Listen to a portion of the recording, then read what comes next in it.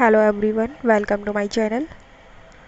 आज हम 6 और 7 सितंबर के करंट अफेयर्स डिस्कस करेंगे। ओके।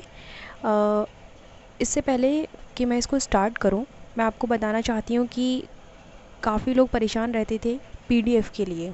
ठीक है, तो उन लोगों के लिए क्या उनको एक सुविधा होने वाली है। हम लोगों ने साइट लॉन्च कर दी है, उसका लिंक आपको डिस्क्रिप्शन बॉक्स में मिल जाएगा। आप वहाँ पर क्लिक कीजिए और साइट को विज़िट कीजिए। वहाँ पे आपको डेली क्विज़ मिलेगा।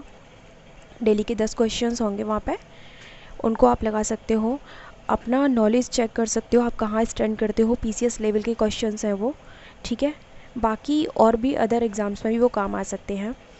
उसके अलावा आपको वहाँ पे इजीली करंट अफेयर्स की पीडीएफ जो है वो मिल जाएगी। ठीक है, तो आप वहाँ पे उसको विज़िट कर सकते हो और वहाँ से पीडीएफ डाउनलोड कर सकते हो। ओके, और बिल्कुल फ्री, कोई उसका कॉस्ट नहीं है। तो चलिए स्टार्ट करते हैं। हाल ही में ब्रिक्स देशों के संस्कृति मंत्रियों की 5वीं बैठक में भारत का प्रतिनिधित्व किसने किया है। ठीक है, तो ये किया है प्रहलाद सिंह पटेल ने।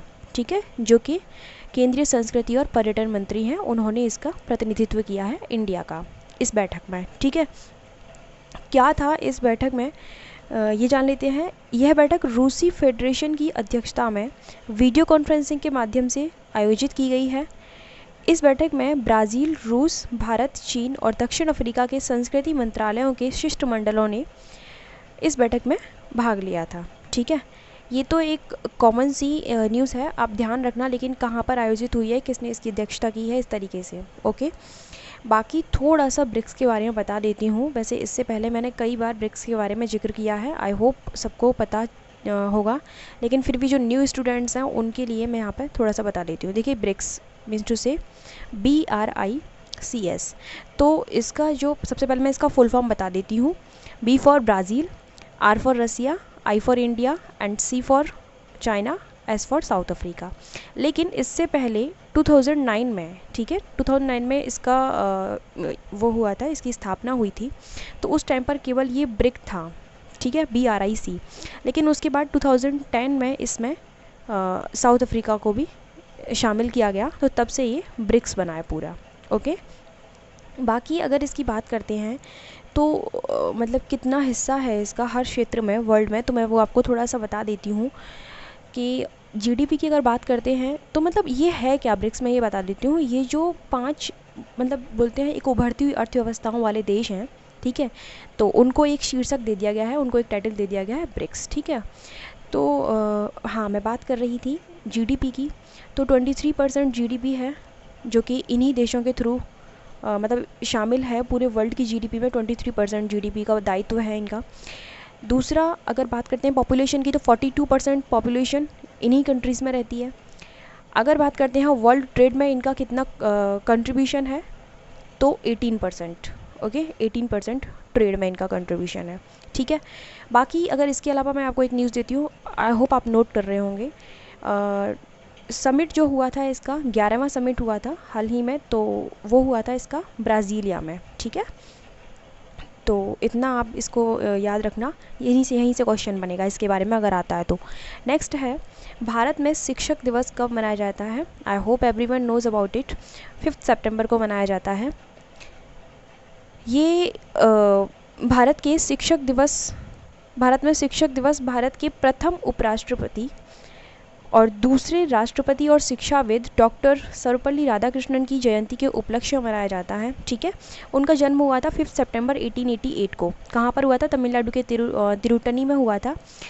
अच्छा, 1962 में वो प्रेसिडेंट बने थे। ओके, इंडिया के प्रेसिडेंट बने थे।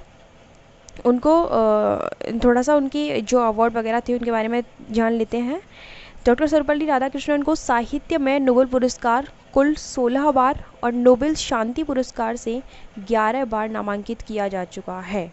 ठीक है, तो याद रखना, इसको भी थोड़ा सा पूछा जा सकता है कि वो कब राष्ट्रपति रहे थे। ओके, उसके बाद नेक्स्ट है, हाल ही में फ्यूचर बिजनेस ग्रुप नामक पहल किसने स्टार्ट की है। तो ये पहल भारतीय उद्योग परिसंघ ने इसको स्टार्ट किया है। इसका मोटिव सिर्फ इतना रहेगा, जो भी पहले व्यवसाय जो स्टार्ट किए गए हैं उनको सहायता प्रदान करना ही इसका उद्देश्य होगा। ठीक है, और इसके अलावा इसका कोई खास वो नहीं है।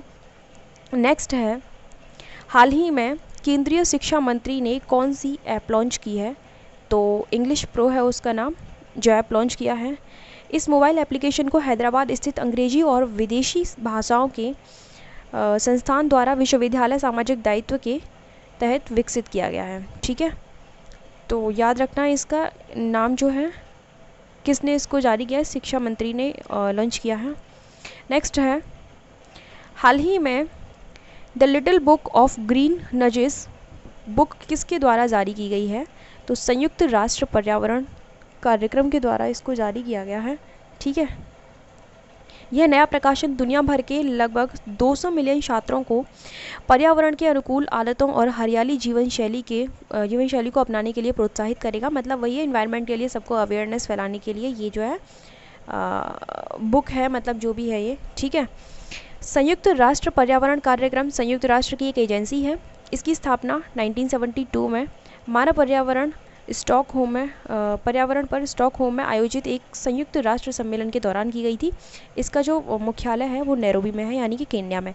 वेरी इंपॉर्टेंट पॉइंट, यहाँ से क्वेश्चन बन जाता है, तो आप इसको याद रखना। ठीक है, नेक्स्ट है, हाल ही में बजाज अलियांस ने किसको अपना नया ब्रांड एम्बेसडर बनाया है? तो आयुष्मान खुराना, जो कि फिल्म अभिनेता हैं, उनको ब्रांड एम्बेसडर बनाया गया है। ठीक है, नेक्स्ट है, हाल ही में जारी राज्यों की ease of doing business index में कौन सा राज्य टॉप पर रहा है? तो आंध्र प्रदेश जो है फर्स्ट रैंक पर रहा है। यूपी की रैंक अगर जाना चाहते हो तो सेकंड नंबर पर है। थर्ड नंबर पर आपका तेलंगाना है। ओके, 2018 में भी यूपी 12th पोजीशन पर था। ठीक है, नेक्स्ट है, हाल ही में किस राज्य में गंदगी भारत छोड़ो अभियान शुरू किया गया है? तो एमपी में इसको प्रधानमंत्री नरेंद्र मोदी जी द्वारा इसको स्टार्ट किया गया है। ठीक है, जो कि 30 अगस्त तक चलेगा ये अभियान। इस अभियान में शहरों में व्यक्तिगत और सार्वजनिक शौचालयों की साफ़ सफाई और कचरा प्रबंधन पर नागरिकों को संवेदित और उनको जागरूक करने के लिए यह अभियान चलाया गया है। क्या है अभियान का नाम? गंदगी भारत छोड़ो अभियान। ठीक है, तो याद रखना आप इसको, कहाँ पर स्टार्ट किया गया है? एमपी में। तो आज के लिए सिर्फ इतना ही है। पीडीएफ के लिए अब आपको कोई व्हाट्सएप करने की नीड नहीं है। आप जाइए इस साइट पे और वहाँ से आप आराम से उसको इजीली डाउनलोड कर सकते हो, अच्छे तरीके से पढ़ सकते हो। और वहाँ पर आपको जो भी नई नई चीज़ें होंगी वो भी आगे से अपडेट की जाएंगी, क्योंकि साइट अभी लॉन्च की है तो उस पर अभी आपको 2 ही फैसिलिटी मिल पाएंगी। वहाँ पे आपको क्विज़ मिलेगा डेली का, आप 10 क्वेश्चंस वहाँ पर अटेम्प्ट कर सकते हो। नेक्स्ट आपको, और वहाँ पर आप चेक भी कर सकते हो किस तरीके से पूरा प्रोसेस है। वो वीडियो डाली है मैंने, उसका भी लिंक आपको डिस्क्रिप्शन बॉक्स में मिल जाएगा। वैसे आपने देख ली होगी आई होप। तो पूरा प्रोसेस आपको किस तरीके से साइट को आप विज़िट कर सकते हो वो सारी चीज़ें आपको पता चल जाएंगी उसमें। ठीक है, so thank you so much for watching my video.